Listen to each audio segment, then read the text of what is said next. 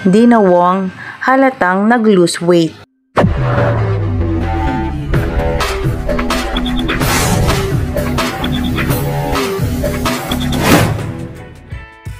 Sa mga nakaraang araw na pagpopost ng picture ay halata naman na marami nagsabi na tumaba si Dina. Pero ngayon nagulat ang lahat sa kanyang pag-lose weight. Ganito pala ang ginagawa ni Dina Wong.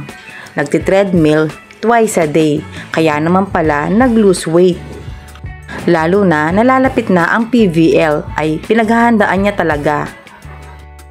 Kailangan din kasing magbaba ng timbang para magaan ang katawan mo pagdating sa paglalaro ng volleyball. Bagay naman sa kanya ang ganyang katawan, dati naman kasi ay slim naman talaga si Dina Wong. Si Ivy ang nag-motivate sa kanya na mag-lose weight. Magaling naman ito kasing mag-alaga at magpaalala sa kanya lagi. Si Ivy ay fit na fit ang kanyang katawan, magaan kumilos sa loob ng court.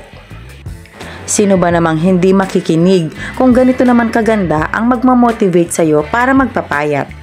Magmula na makasama ni Dina si Ivy ay mas lalo itong nag-blooming.